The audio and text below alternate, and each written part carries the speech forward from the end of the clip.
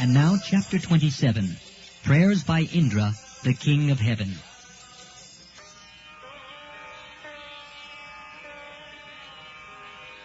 When Krishna saved the inhabitants of Vrindavan from the wrath of Indra by lifting Govardhan Hill, a Surabhi cow from Goloka Vrindavan, as well as King Indra from the heavenly planet, appeared before him.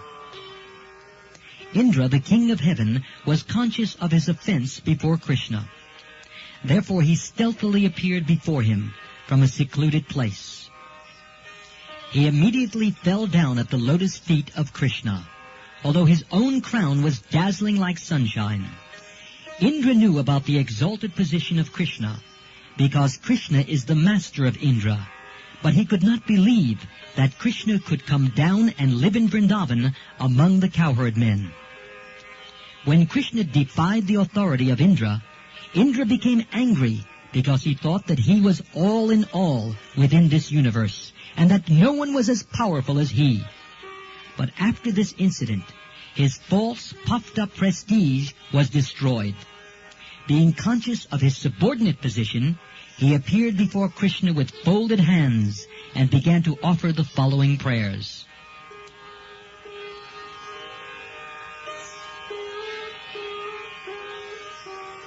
My dear Lord, Indra said, being puffed up by my false prestige, I thought that you had offended me by not allowing the cowherd men to perform the Indra Yajna.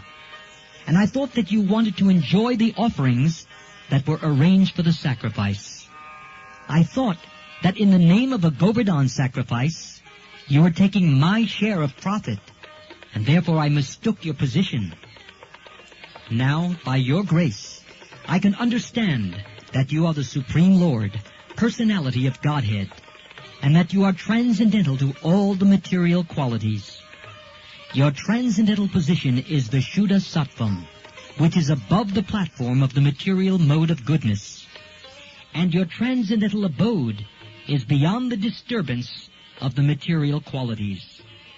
Your name, fame, form, quality, and pastimes are all beyond this material nature, and they are never disturbed by the three material modes.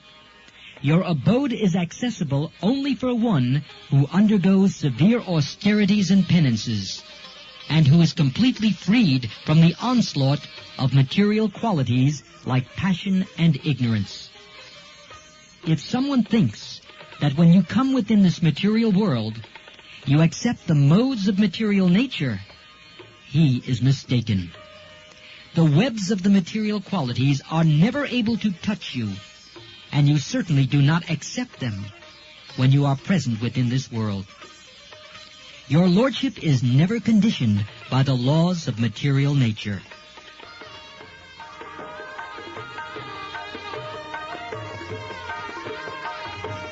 My dear Lord, you are the original father of this cosmic manifestation. You are the supreme spiritual master of this cosmic world, and you are the original proprietor of everything. As eternal time, you are competent to chastise offenders. Within this material world, there are many fools, like myself, who consider themselves to be the Supreme Lord, or the all-in-all within the universe. You are so merciful that without punishing their offenses, you devise means so that their false prestige is subdued, and they can know that you and none else are the Supreme Personality of Godhead.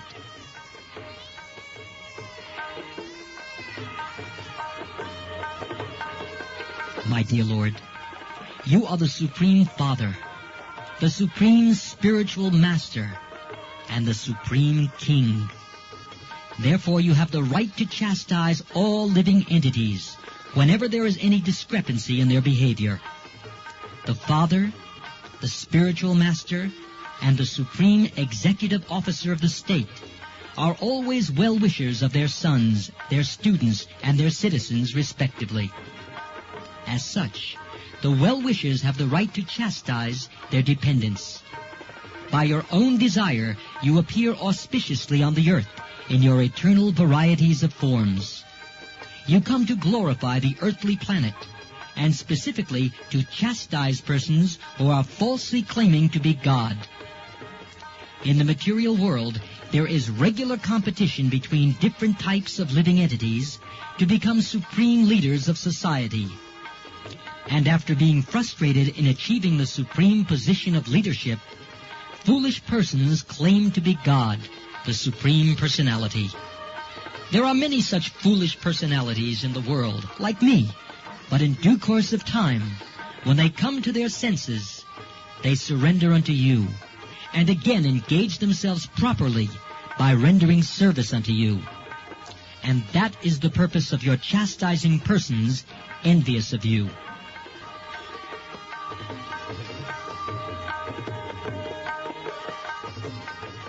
My dear Lord, I committed a great offense unto your lotus feet, being falsely proud of my material opulences, not knowing your unlimited power. Therefore, my Lord, kindly excuse me, because I am fool number one. Kindly give me your blessings, so that I may not act so foolishly again. If you think, my Lord, that the offense is very great and cannot be excused, then I appeal to you that I am your eternal servant. Your appearance in this world is to give protection to your eternal servants and to destroy the demons who maintain great military strength just to burden the very existence of the earth. As I am your eternal servant, kindly excuse me.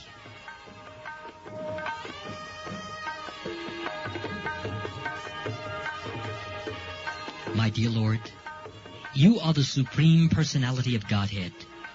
I offer my respectful obeisances unto you, because you are the Supreme Person and the Supreme Soul.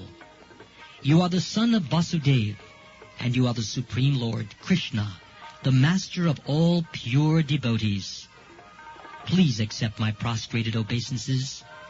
You are the personification of supreme knowledge.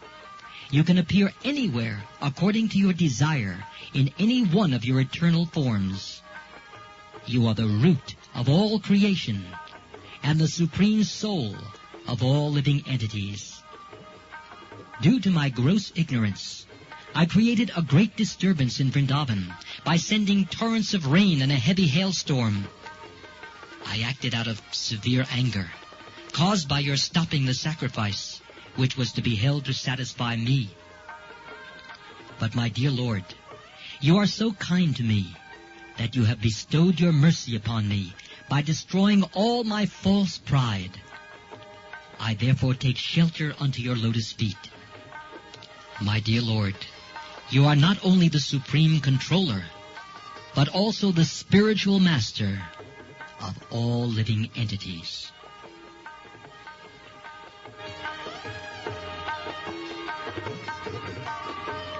Thus praised by Indra, Lord Krishna, the Supreme Personality of Godhead, smiling beautifully said, My dear Indra, I have stopped your sacrifice just to show my causeless mercy and to revive your memory that I am your eternal master. I am not only your master, but the master of all the other demigods as well.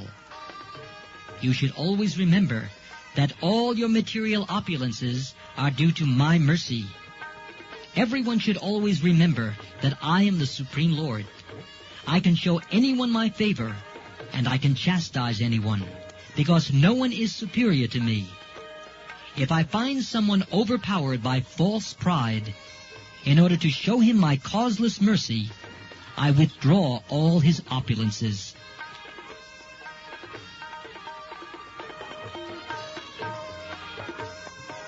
It is noteworthy that Krishna sometimes removes all opulences in order to facilitate a rich man's becoming a soul surrendered to him. This is a special favor of the Lord's. Sometimes it is seen that a person is very opulent materially, but due to his devotional service to the Lord, he may be reduced to poverty. One should not think, however, that because he worshipped the Supreme Lord, he became poverty-stricken. The real purport is that when a person is a pure devotee, but at the same time, by miscalculation, he wants to lord it over material nature, the Lord shows his special mercy by taking away all material opulences until at last he surrenders unto the Supreme Lord. After instructing Indra, Lord Krishna asked him to return to his kingdom in the heavenly planet, and to remember always that he is never the Supreme, but is always subordinate to the Supreme Personality of Godhead. He also advised him to remain as King of Heaven, but to be careful of false pride.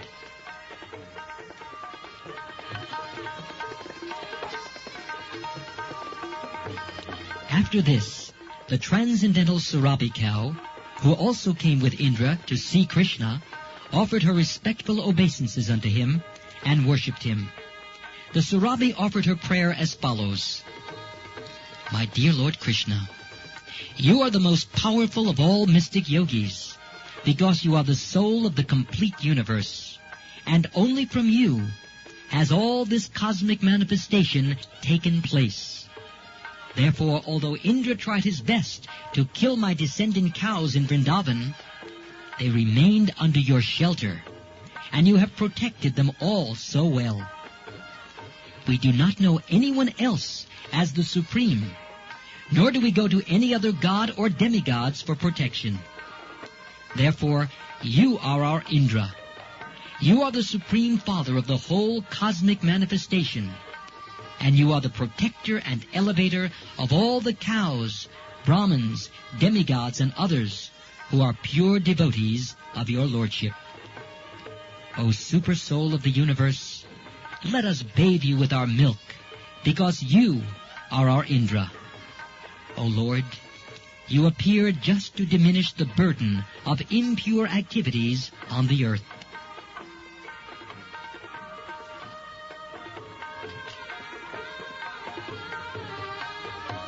In this way, Krishna was bathed by the milk of the Surabhi cow, and Indra was bathed by the water of the celestial Ganges through the trunk of his carrier elephant.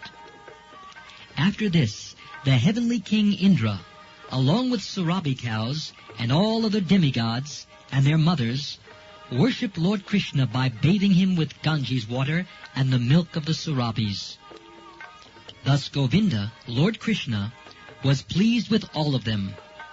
The residents of all higher planetary systems, such as Gandharvaloka, Vidyadharaloka, Siddhaloka, and Charanaloka, all combined and began to glorify the Lord by chanting his holy name. Their wives and damsels began to dance with great joy. They very much satisfied the Lord by incessantly pouring flowers from the sky.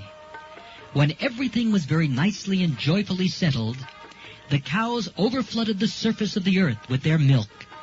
The water of the rivers began to flow and give nourishment to the trees, producing fruits and flowers of different colors and taste. The trees began to pour drops of honey. The hills and mountains began to produce potent medicinal plants and valuable stones.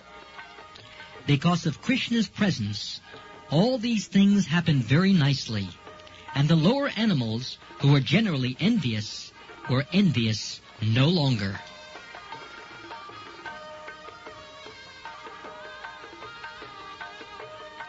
After satisfying Krishna, who is the lord of all the cows in Vrindavan, and who is known as Govinda, King Indra took his permission to return to his heavenly kingdom. He was surrounded by all kinds of demigods, who passed with him through cosmic space. This great incident is a powerful example of how Krishna consciousness can benefit the world. Even the lower animals forget their envious nature and become elevated to the qualities of the demigods. Thus ends the Bhaktivedanta purport of the 27th chapter of Krishna, Prayers by Indra, the King of Heaven.